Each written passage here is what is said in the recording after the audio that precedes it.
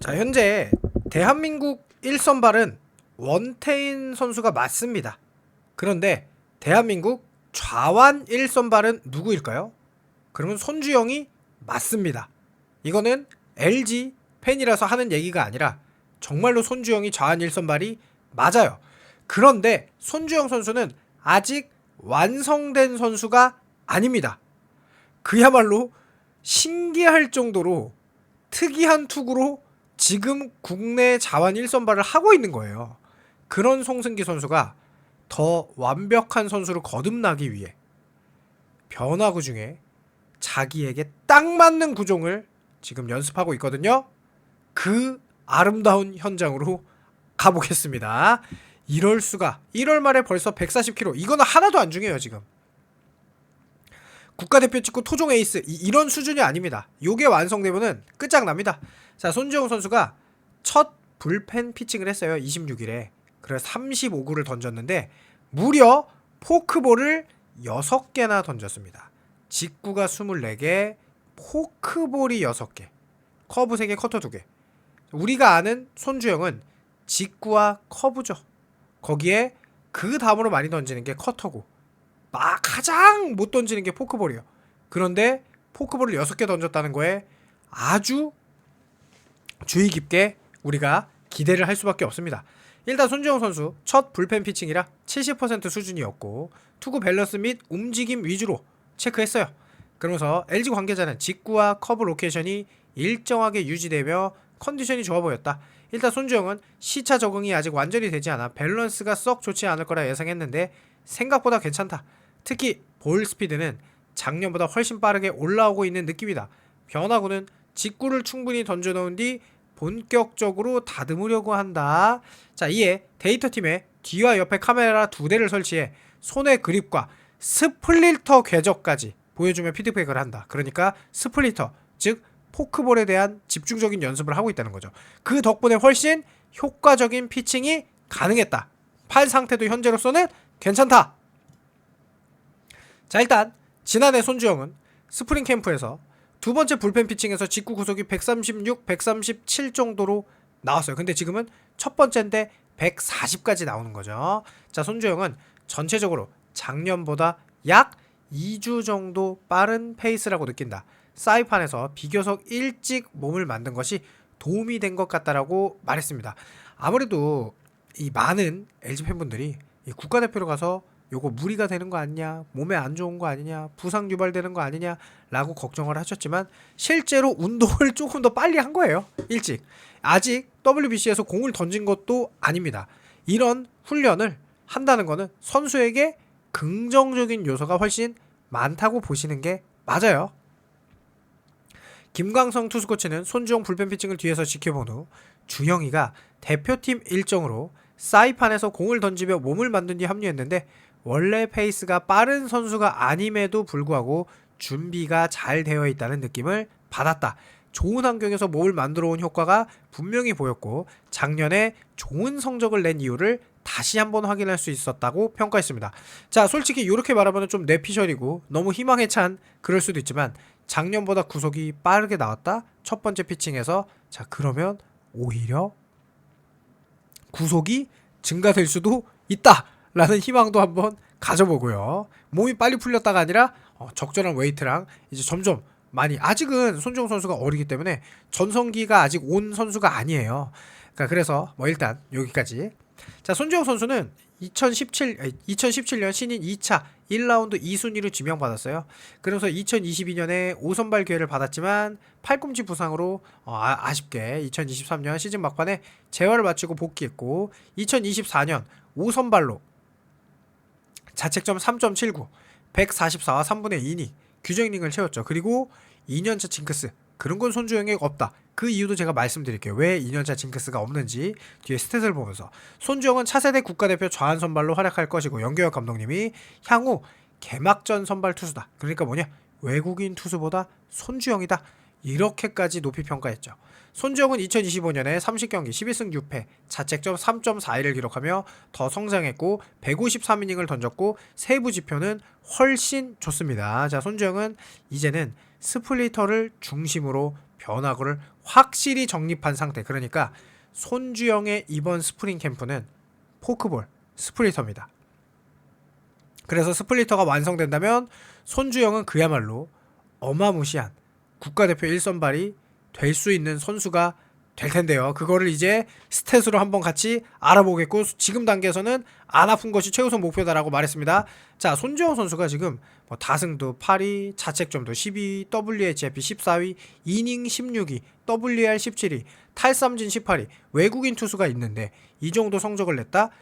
국내 선발로 줄 세우면은 무조건 10손가락 안에 드는 거죠. 실제로 삼진율도 7.0개에서 7.8개로 늘었고, 9이닝당 볼넷율도 3.4개에서 2.9개로 줄었고, WHIP도 1.46에서 1.32로 줄었어요. 그야말로 모든 부분이 완전히 좋아지고 있는 게 손주영 선수입니다. 그런데 단 한 가지 아쉬운 게 있어요. 자, 여기 지금 구종별 퍼센트를 보면 직구가 52.3%, 커브가 22.7%, 슬라이더 커터 합쳐서 18.7%, 포크볼이 5.7%예요. 그런데 솔직히 말하면 직구하고 커브만 아직까지 좋습니다. 슬라이더 커터도 아직까지는 아주 좋진 않고요. 포크볼은 거의 안 던진다고 봐야겠죠. 5.7%니까. 그럼에도 불구하고 손주영 선수가 국내 선발 투수 중 4위예요. 원태인, 임창규, 고용표 다음이 손주영입니다. 그 정도로 국내에서 네 번째 투수고 왼손 중엔 1등이에요. 자, 그런데 세부 수치를 보면 더 좋아요. 수비 무관 평균 자책점이라고 하죠. FIP는 국내 선수 중 3위입니다.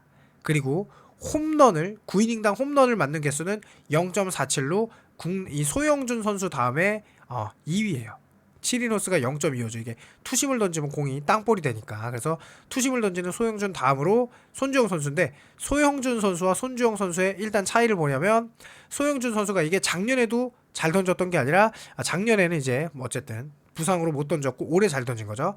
자, 그러면서 손주영 선수가 2년 연속 잘 던졌고, 요 부분을 말하고 싶어요. 뭘 말하고 싶냐? 자, 전체 투구 대비 스트라이크 비율인데요. 스트라이크 비율이 임창규 선수와 함께 손주영 선수가 국내 선수 중 꽤 높은 순위에 있습니다. 그 이야기는 무슨 말이냐? 변수가 적다는 거예요. 자, 손주영 선수는 뭐죠? 왼손 파이어볼로, 그러니까 왼손인데 직구 구속이 겁나 빠른 투수예요. 그런 일반적으로 직구 구속이 빠른 투수들의 특징은 제구가 안 됩니다. 그런데 손주영은 제구가 잘 돼요. 자, 우리가 원태인을 파이어볼로라고 하진 않죠. 고용표, 소용준도 파이어볼로 투수라고 하지 않죠.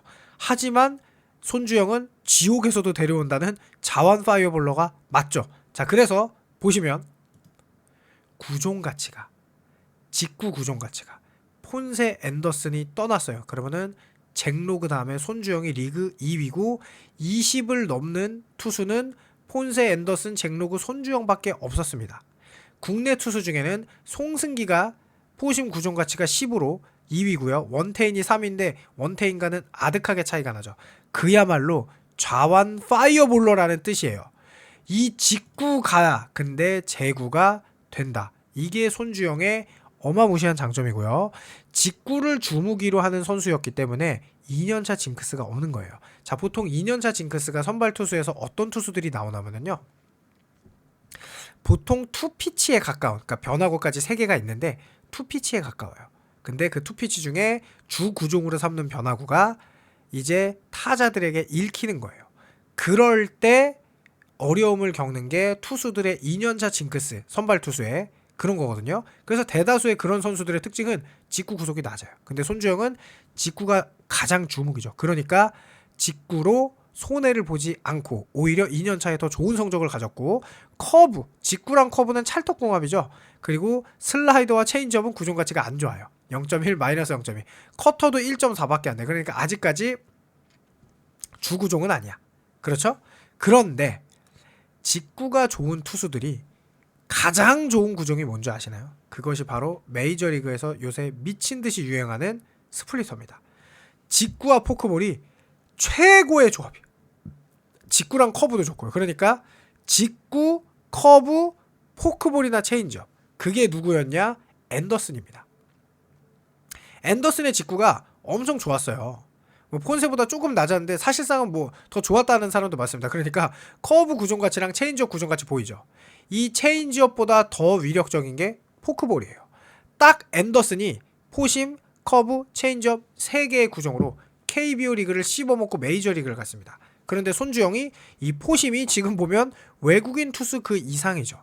그런데 사실상 투피치였어요. 그런데 만약에 이 손주영이 포크볼을 익힌다? 그러면 포심과 커브의 구종 가치가 동반 상승합니다. 그게 바로 구종이 2개인 투수와 3개인 투수의 차이거든요. 그래서 확실히 리그를 씹어먹는 1선발은 최소한 구종 3개가 완성이 돼야 돼요. 그런데 솔직히 슬라이더보다 포크볼이 완성되는 게 더 좋습니다. 왜냐? 손주영은 직구가 주무기인 투수니까 직구처럼 오다가 떨어지는, 낮게 떨어지는 스플리터가 장착된다? 마구 진짜. 그러면 손주영은 리그 최고의 투수가 될 거라고 저는 장담합니다. 국내 투수 중에는 거의 첫 번째 손가락. 뭐 안우진의 퍼포먼스까지는 아닐 수도 있어요. 안우진은 워낙 직구 구속이 워낙 강했으니까. 그런데 자완이라는 이점을 보면 류현진 선수 같은 경우도 직구 구속이 150을 던질 때 메이저리그를 호령했었거든요. 그러니까 자완이 던지는 거랑 이 우완의 157, 8은 달라요. 그래서 손주영 선수가 정말 꼭 그러길 바랍니다. 자, 실제로 포심의 구속이 24시즌보다 많이 올라갔어요. 그런데 지금 벌써 스프링 캠프에서 몸이 괜찮은 걸 보면 혹시 구속 상승을 할까라는 희망도 한번 가져보고요. 자, 포크볼은 지금 구사율이 5.5%밖에 안 돼요. 실제로 24시즌에는 14.2%를 던졌어요. 그런데 그게 피안타율도 2할 9푼 7리로 좋지 않아. 그러니까 피안타율이 2할 7푼 1리로 나쁘지 않았는데 올 시즌은 3할 2푼 3리로 좀 높았어요. 그러니까 포크볼이 사실 완성된 스타일까지는 아직은 아니에요. 자, 3년차의 대다수의 투수들도 전성기로 접어듭니다. 저는 손주영이 26시즌이 3년차예요. 송승기 선수는 2년차인데 송승기도 3년차에 터질 가능성이 높거든요. 근데 그 부분에 대해서도 좀 나중에 얘기하고, 손주영 선수는 이제 아직은 3년이 안 된 선수죠. 그러니까 분명히 이 포크볼이 이제 왜 3년차에 터지냐면요. 구종 하나가 완성되는데 보통 이 시기에 완성이 돼요. 손주영이 지금 어쨌든 직구 커브잖아요. 근데 3년차가 되는 26시즌에 포크볼이 완성되면서 손주영이 미친 선수, 그야말로 국가대표 1선발 이 될 것 같은 그런 희망이 드는데요. 여러분들의 생각 어떤지 궁금하니까 댓글 남겨주시길 바라면서 오늘도 좋은 하루 보내시길 바라며 영상 마칩니다. 감사합니다.